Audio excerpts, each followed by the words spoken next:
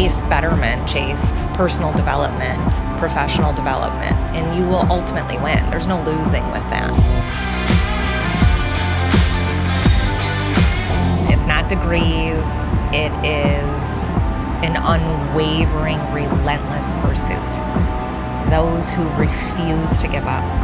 That's it. Welcome to Thrive Well with Jess Woodbeck. Thank you so much for joining us on the Thrive Well podcast. Thanks for having me. Yes, so for those of you listening today, we have the beauty of being on the couch and looking at the camera a couple of times. So this is different and fun. You're Amber Yaklin. Yep. You're here in Michigan. You're with an independent brokerage, Thrive Realty. But you have a whole backstory. You're an amazing mom, you're an amazing wife, amazing realtor, and coach.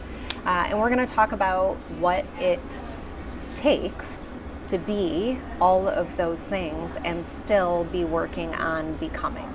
I love that. Yeah, so please tell everybody a little bit about your history. Okay, so I have 3 beautiful daughters, and I've been married for 13 years. And so all I knew kind of in my young 20s was that I definitely wanted to be a wife and a mom. I was a little bit opposite of maybe some of my generation who knew that they were like going to go to college and this was going to be their path and their directive and their field.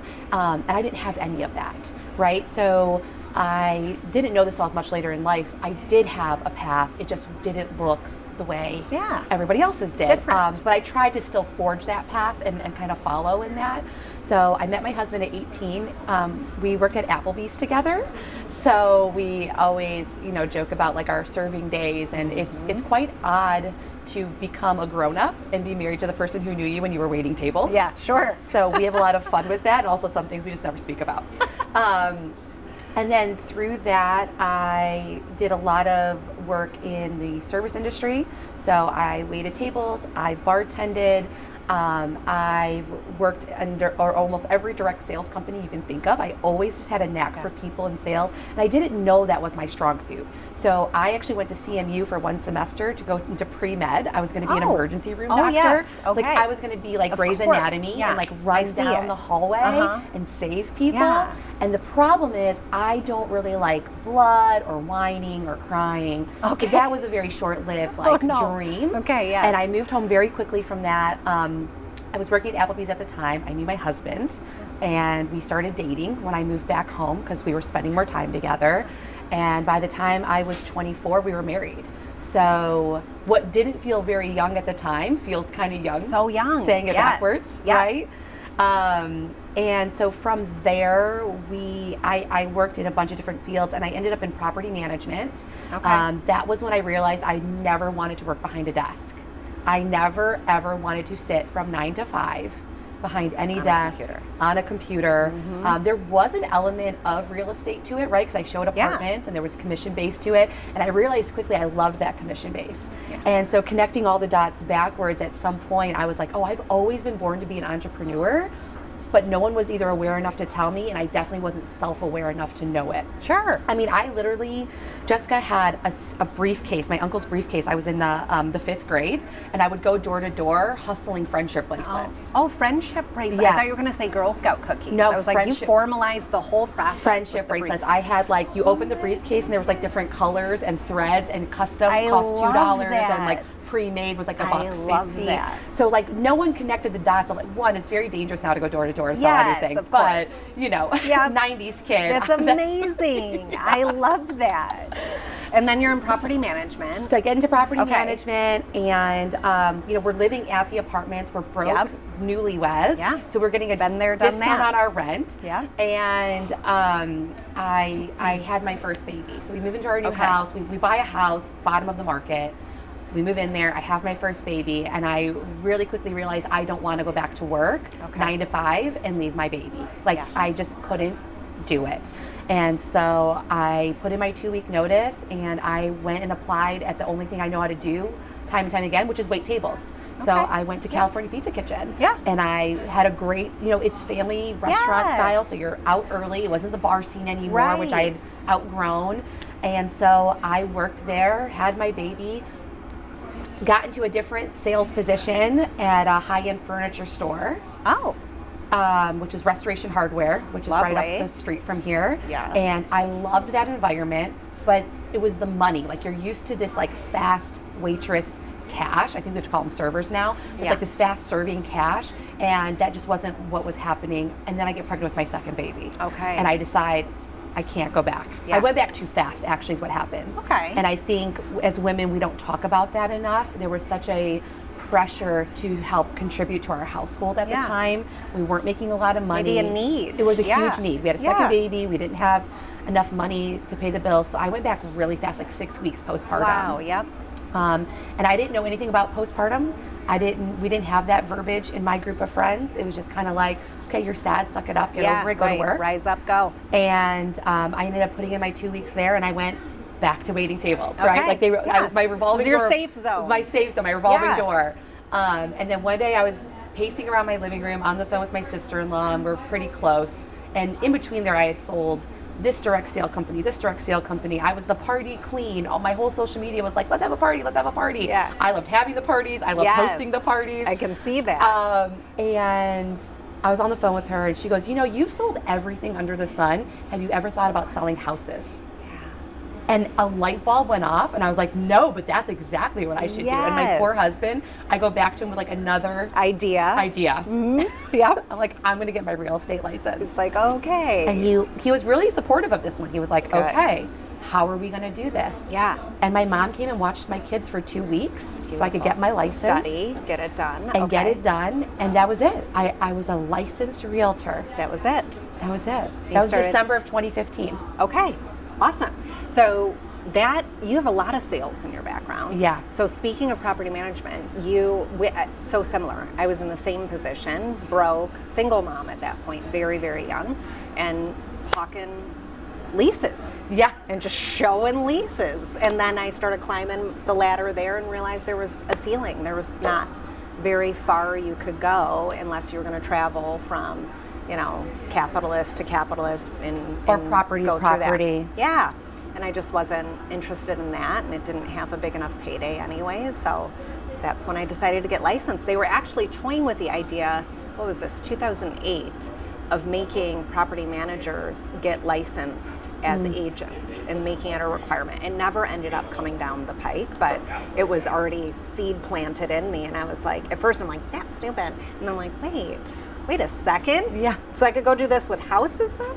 And that's how that happened for me too. Yeah, I mean, and that's a big, that's like a big aha moment. And even with you just even saying that about the ceiling, my very first thought that came to mind was I applied for the property management position twice within my company, which was a great company. Yeah. And twice I was denied. Right. And so one of the things about being an entrepreneur for me was, my self-esteem had been shot at that point, and I didn't even know it. I was 25 and thought like, I had missed the boat somewhere. Sure. The success boat left me, and this was just my lot in life. Oh my gosh. And 25 years old, right? Like now I'm 38, so looking back and being like, you're a baby. Right. Like there's so much more. Yes. Even now we have so much more life ahead of us and opportunity. Right. So in entrepreneurship, in getting my real estate license and any other business I wanted to do, I got to call the shots of how successful I would be. And no one again could tell me that I wasn't good enough to do that. It's just you. You had the answer to you. Effort meets your income, right? In real estate, that's why people come. Okay, so you're in real estate. Yes. And I think this is really good for this Thrive Well podcast because we talk about the difference between being successful in real estate versus thriving well in real estate, because anybody can make great money here. Anybody. You are willing enough, you get out there enough, you do it enough, you will make good money. It's there. However, to do that while maintaining great relationships, great health, great lifestyle that is admirable is a different story. And that's where Thrive Well was actually born, is we want people to thrive and we want them to thrive well. Yeah, and nobody tells you. I now tell new agents this. I'm like, your first year is going to be a hot mess. Yeah, it's hard. Like, just get ready to have no semblance of a schedule or boundaries or standards, because when you haven't been through it, there's no evidence of success of how to hold those standards. Right. Right. The So here I contrast was. isn't Yeah, I'm an independent contractor, so it's all ride or die on me and how much you like me while I'm selling your home. So guess what? I was literally taking phone calls at 3 a.m. once. I once answered the phone at 3 a.m. and a woman goes, I can't believe you answered the phone. Yeah, you're and like, I was like, you're the one calling. Either. Yeah.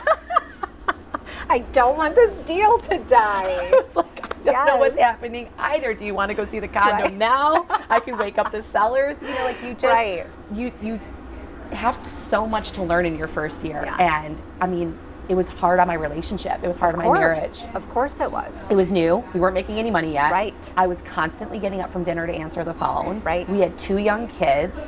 My husband had no idea what creating relationships in an entrepreneurial sense would even look like. And I was still waiting tables because I hadn't closed a deal yet. Yes. Yeah. It's a lot, and they don't talk about that. And I think it matters the environment you go in, which most people entering into real estate don't know that, because you don't know what you don't know. You don't know what you don't know. So you get licensed and you're like, now what? And someone hunted you down and you said yes to them. And you had no idea what you were even saying yes to. So all I remember from pre-licensing class, which I always think is like a funny thing that realtors talk about, right? Like, what do we remember? Yeah. Like, I know how many sections are in a township for some reason, There and I you go. know Yeah. that you're supposed to interview a lot of brokers, right? Yes. So I did go in with like a little bit of like swagger that I really hadn't earned yet, and started interviewing these brokers. Okay. Like, I'm the 1099 contractor. I'm going to interview wow. you. Okay. Right? Good for you. So I will never forget, I walked into one office and the guy was like, okay, well, like, when you're licensed. And I was like, oh, I just passed my class. My state exam's in 2 weeks. He's like, okay, well, when you're licensed, come back. Well, when you're licensed, come back. And I was like, okay, if you don't want me, I already been in the corporate world where somebody didn't want me, right? So this is where, like, connecting the dots back again, I could see that ego starting to rise, which maybe at the time served me, but it's also like, you know, fast forward, you have to learn how to shed that as well. Trigger points, right? Sure, yeah. So that trigger point. So him, another woman never even met me at the office. I had childcare. She just didn't show up. Oh, wow. And that felt really like another rejection point. Yeah. Another hard point with me. And so round and round I went. And then one day, this is a funny story, I was sitting at my kitchen table with my cousin, and like, I have to interview a broker. I think I'm just going to go with ABC because that's where I took my class and they were the nicest to me. Sure. And I had no other real reason. I had no other reason otherwise. Yeah. And she goes, you're not going there. And she had known someone who went there and didn't do well. So she gets somebody on the phone, speakerphone. Oh, okay. Like 3 glasses of wine in. Yeah. And she's like, my cousin needs a brokerage. And she's like, you got to go talk to this person. Okay. So I go, okay, take it as Bible truth. I go talk to that person. I end up joining his brokerage and his team. Okay, that's how it happened. I left, which is and I knew usually how it happens. Yeah, I knew it was the right fit. I knew this was someone who was respecting my time, my energy, my space, who was going to teach me something, because I didn't know anything. Yes, right. I knew when I left that meeting, I was like, I'll get back to you. I knew instantly I was going to join, but I was trying to play hard to get. Amazing. Amazing. You're like, texted you. I'm in. Yes, please. I'm like in the car texting my husband. I'm like, I found the place. Yes. Don't tell anybody. Yes. Yeah. We're going to make them wait for it. Yeah. I love that. So you've been on a team. So I've been on a team. I joined a team. That was my first thing I ever did. Which is smart. So smart to do. I honestly think agents should join a team when they're first starting out in real estate. If there isn't a place that can serve them otherwise. Right. Because they need so much support and they don't know it yet. And they don't even know how much support they need. It's so hard. Or quitting, which is why the attrition rate's 82% by year 2, right? Okay, so you're on a team, and then you did make a move to EXP because your team moved there. Yeah, so that was a really great transition because the whole team went. And I at this point had learned, I gotta say, real estate was the first time I found confidence in a career setting in my life. So it changed everything for me. Beautiful. Just everything. I suddenly just really stepped into my own and was like, wow, I can be successful and be home with my babies and take them to preschool and show up for the field trips, and we can pay our bills and maybe go on a vacation. Like, my mind was blown year after year after year. And I had a mentorship that was really pouring into me. I mean, he was amazing as a team leader and taught me so much about the industry. I can never say enough good things about him.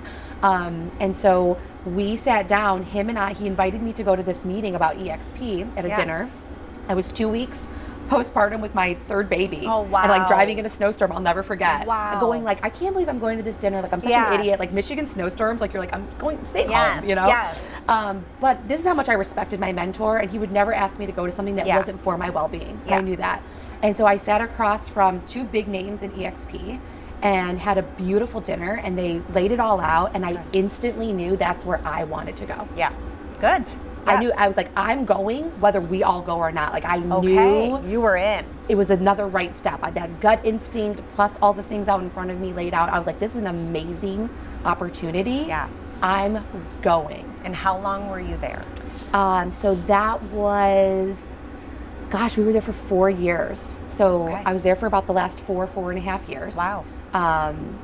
2 years into us moving there as a team, I had what everybody, I think, on the proverbial real estate side of things would be like super successful, right? Like, I was going to the conferences, I was going to the seminars, I had done all the trainings. My mentor paid for most, if not all, of those things. He was pouring into me. He made me a team leader within our team. Oh, yes. Right? Right, yes. So on the outside looking in, I was like, look at what I've accomplished. Yeah. And then about 6 months into my team leader role, I was like, I messed up. Okay. All my energy was zapped. I was turning into somebody that I didn't like. And what I figured out was I made myself an employee and a manager all in one fell swoop, accepting that position. Okay. And what does that mean? Because those aren't necessarily bad things. They're not, no. But what does that mean to you in that moment? What did that feel like? So for me, I lost my freedom that entrepreneurism was supposed to bring to me, right? Like I told you, I already worked the office job. Yeah. I already had other people's expectations of my numbers and volume and things like that on me. Yeah. And now suddenly I was responsible for motivating all these people, leading all these people. And my ego said, yes, take this position. And honestly, I probably wasn't readily equipped for what that was going to take mentally. Yeah. And so instead of me having my energy pour out to them, their energy poured into me. Yeah. And I got really sad really fast. Yeah, that's common. And it's something, you actually just talked about something that I think is so important in real estate is oftentimes we hit that flash in the pan. We are successful, and it happens, I mean, generally in life, it takes decades to hit a point of success where you're financially free, right? In real estate, you can shorten that jaunt to 1 year, 2 year, 3 or 4 year, 5 years, and all of a sudden you start thinking, well, what's the next step? Because as humans, that's what we think. Evolution is what's the next step. And so you're offered opportunities, like leadership, or realtors go into positions of saying, instead of being a solo agent, I'm going to start a team. And they really have no business doing that. They're not leaders, or they're not ready to be leaders. They have no desire to serve other people in that capacity. And it looks good on paper, right? Yeah. So like we all see the next step on paper of what that would look like. Like, here's the spreadsheet, here's the numbers, and your eyes get big and you're like, I'm only 3.5 years in? Yes. Heck yes. Right. I get to go to these conferences and travel and have people pour into me, and it was a whole new world of what I had known. And we were doing great. We suddenly were just, you know, I love, every time I say the word thriving, I'm like, no pun intended. We were suddenly really thriving as a family unit, as a couple. Like, my husband was like, yes, girl, go sell those houses. You're doing great. Love you. Awesome. He heard all the good, the highs, the lows, the bads, you know, like, real estate's tough. There's a lot of tears and cussing involved sometimes. There is. Behind the doors, you know, to get to that closing table. So I had to kind of have my own come to Jesus moment of like, am I going to continue to show up? One of the things I think I've always been self-aware about is how I show up, because I spent so much of my life in sales having to be that chameleon with other people's expectations. And now that I didn't have to anymore, I'm constantly going, am I showing up as Amber authentically in who I am? Or have I now taken somebody else's standards and principles and I'm just parroting them? Sure. And if they don't align, that's what it would feel like. Yeah, and it definitely felt like really, oh, sorry. Oh, it's okay. It definitely just felt really out of alignment suddenly. And so I had one of the most difficult conversations December of 2019, and I went out to lunch with my team leader and I said, I'm going to become an independent agent. I'm going to leave the team and I'm going to be a solo agent, right? So I was going to stay at EXP because I could.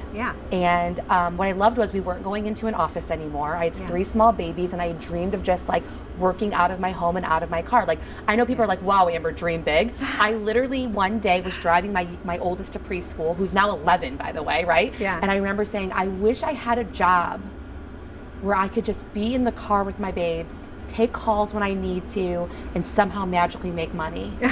And now here I am, like every time I take a phone call, I'm like, made it. You know, like I'm doing it. Doing it. Good. So I talked with my husband, who's my board of directors, right? He's my sounding board. Yeah. And I was like, I think I have to leave. He's like, I totally agree. Oh, wow. Okay, so I had this whole moment, which he doesn't remember, but I do. I was standing in my master closet and like just kind of, I'm always swirling in my brain what the next decision. As entrepreneurs, you know, what's the next move? Like you just said, what's the next purpose? What's the next move? Yeah. And I'm standing there and, you know, I don't shy away from my faith. I'm a Christian. I believe in God. So I'm sitting there and I'm like, you know, gosh, you know, I always say like God helps lead my business. God runs my business. This is truly what I believe. And I literally peek my head really fast out of the closet. I go, oh my gosh, do you think that I trust so-and-so with my business more than I trust God? And Nick goes, probably, like shrugs his shoulder and walks out the door, like out of our bedroom. And I'm having like this whole like life moment. And he's like, probably babe, and like leaves. And I'm just like stuck in my master closet, like, what am I gonna do next? So I go have this conversation with him. I say, listen, I've got to do what's best for me and my family. I love you. I appreciate you. I'm so sorry. And there's some disappointment in that, right? Of course. And then there's loss of relationship in that. Yeah. And so I go out on my own. Yeah. Right? 3 months before a pandemic hits. Right. Wow. Yeah. Wow. All by myself. And he was kind of like, anything I can help you with, let me know. Yeah. But then there's also so much limitation to how much you can now reach out. And it is true. I mean, in anyone's defense. Yeah. Time is precious. Yeah. And when you left me, girl. Yes. Like, I'm so sorry. Only so far you can help people that are not within your arena. Absolutely. It was like harder. Best wishes. Yes. I mean, and he really meant it, but there was only so much. And I'm very emotionally intelligent in that, where like, I'm not going to waste people's time. Yeah. And so that I, by the grace of God, found a whole coaching network on Facebook. I'd already followed this person for a long time, and he had been in the arena of my old brokerage and EXP. So like his name was well known, right? You know, I come from the Keller Williams world. I mean, that's how I knew about you guys too. I mean, people from that world can be very well known. Yes. So I followed him. He was offering some free thing. That was still my mindset at the time. Like, oh, free is best because that's what I can afford right now. I just went out on my own. I have to buy signs. Yes. I have to buy lock boxes. There's so much. I have to buy all the things that you don't think about. You don't. When you're getting that support from up above. Yes. And so I joined this free class and I ended up getting into the world of coaching. I hired a coach. Yeah. I didn't really have the money, but thankfully I hired this coach. I went through this program. I went on their little mini retreat, which was on the west side of the state, which is great. I didn't have to fly anywhere. I left for the weekend, right, by myself. Yeah.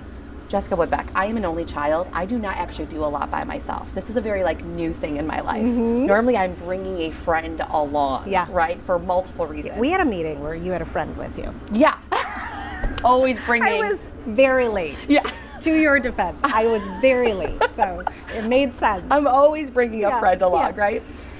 So I go by myself, and I drive 3 hours, and I pull up late at night, and I literally almost turned around and drove the 3 hours back. Wow. That's how much fear had been, like, was just in me. Challenging. So challenging. Yeah.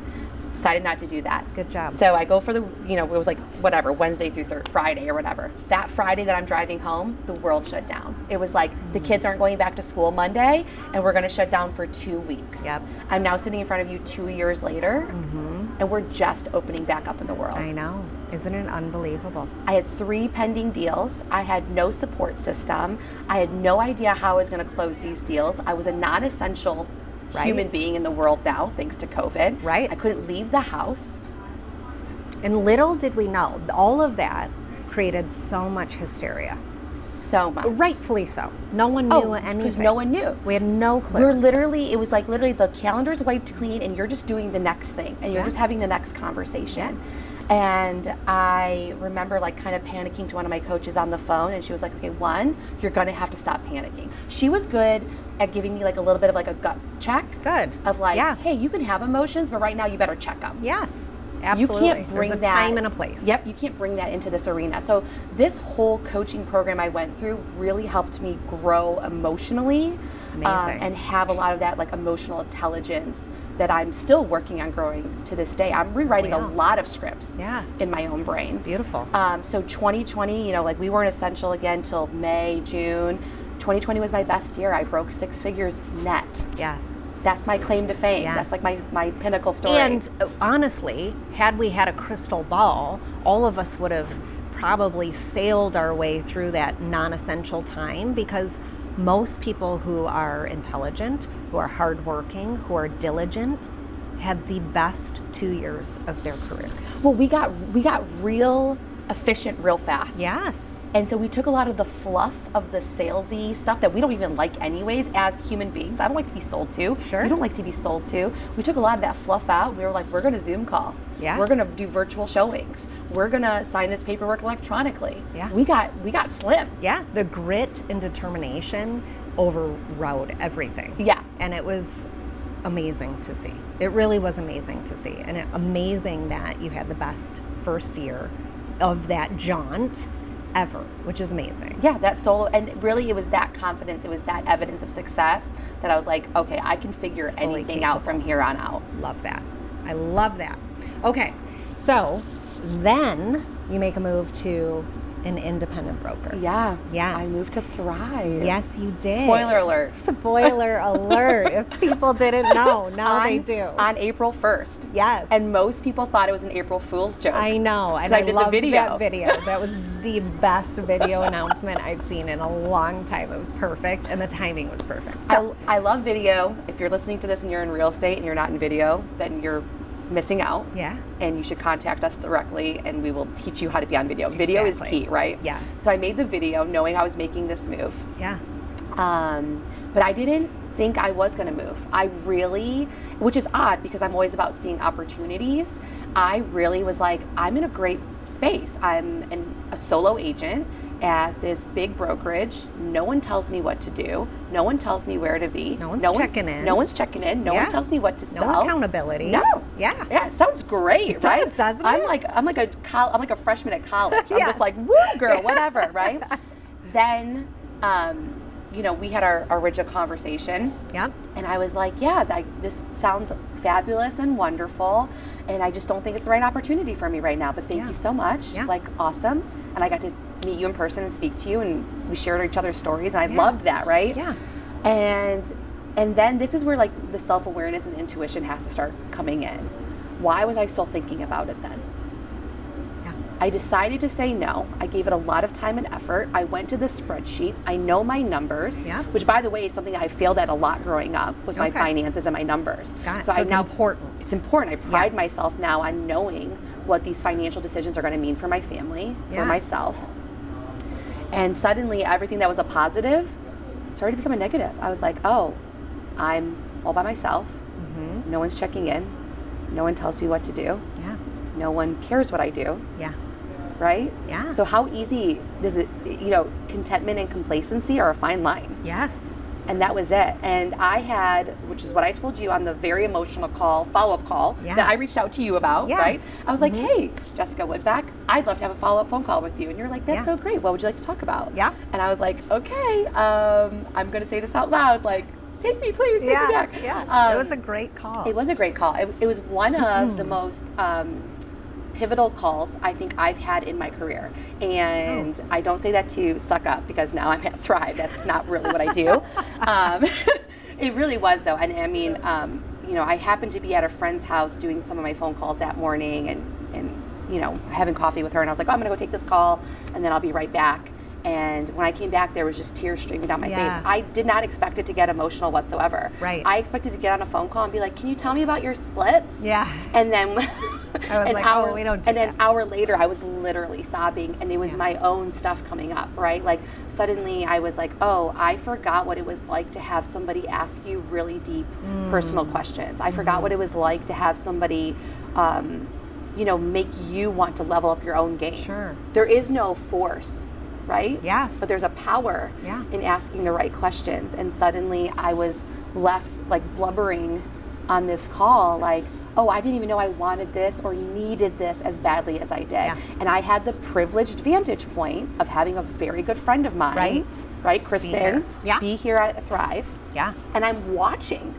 everything she's doing and going through because we're friends. Right. We run together. I'm listening to her say like, oh yeah, just do it, like very casually talking about her business as I talk about mine. Yeah. You know? And I'm all here for Sweatpants Nation. I love a good comfy jogger at the end of the day, but I had stopped even getting dressed. I had stopped even getting ready. And I kept spinning that as a positive thing in my life. Right. Because that's what I do as a salesperson. I can justify, I'm an only child and an entrepreneur. I can justify anything. And it's projection, right? It's looking for that validation. That's when we do that, when we spin something that is very clearly not an optimistic situation and we try and make it the glass is half full.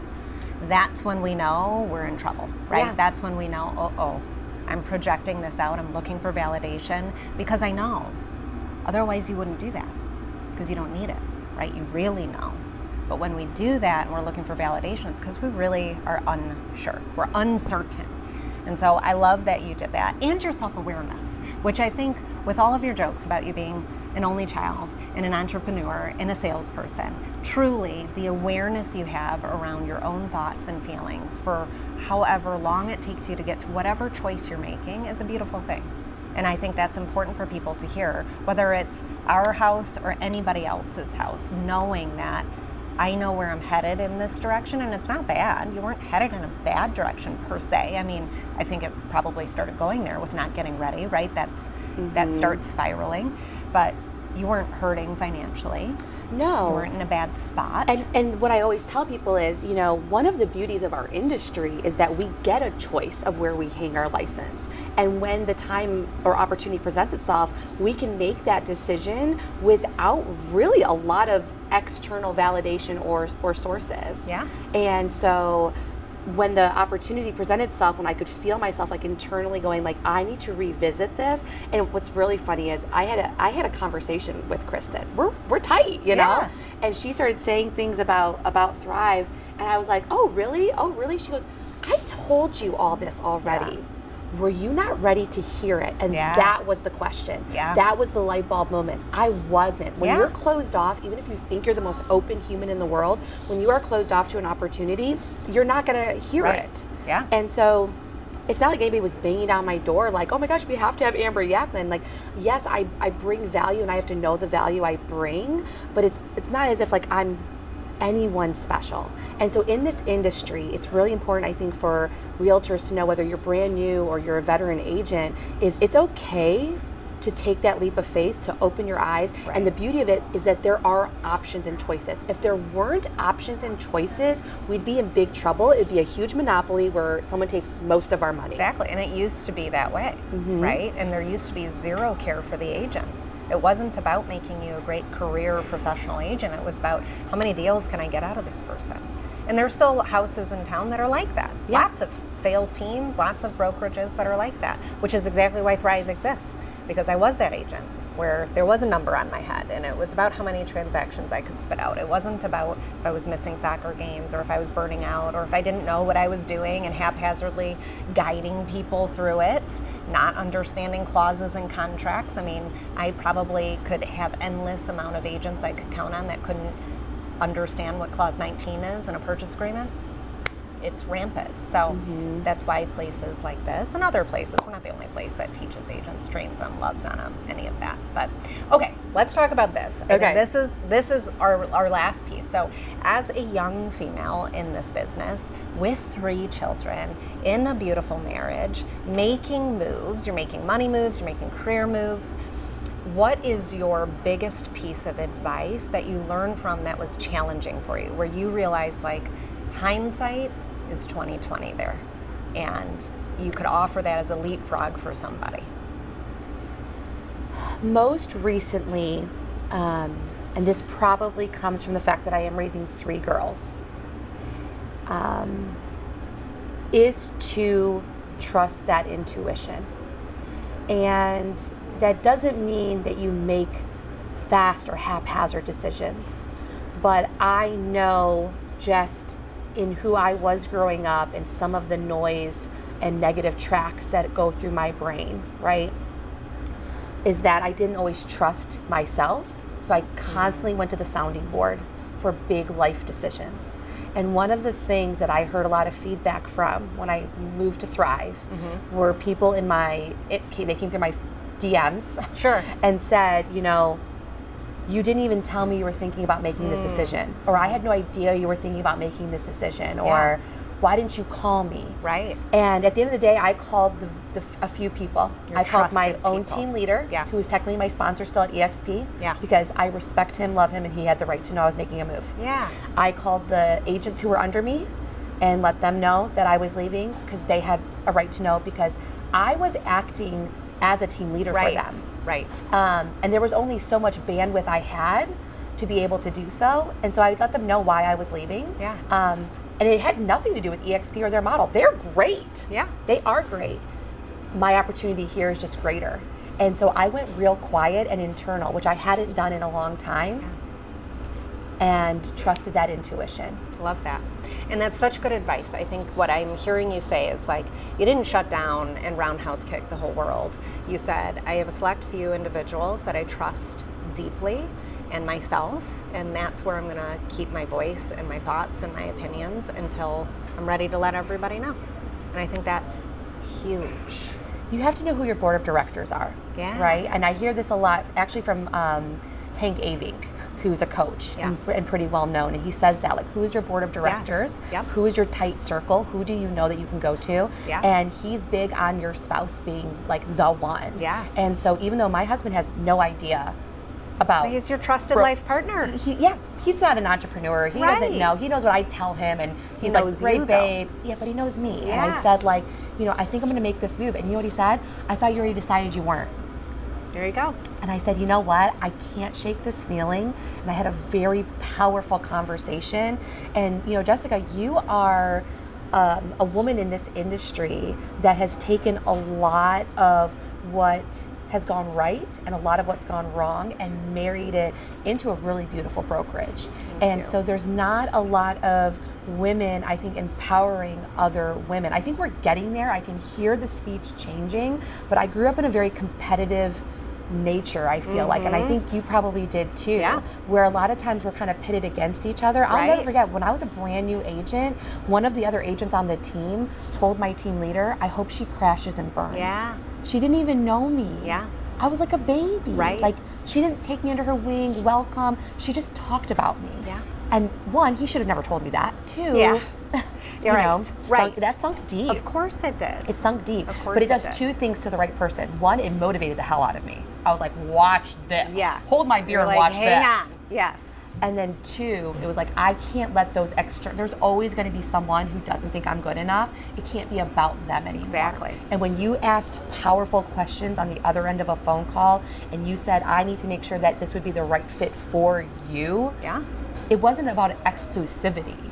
It was really this mothering that you brought into the space. And I don't think we see a lot of that mother's intuition in real estate. In a leadership, in a big leadership position, right? Like leadership with a capital L. Right. Well, and in sales, it usually is dog eat dog, right? If that sale is to be had, I want to take it. And so helping you just wouldn't be on the docket. Right?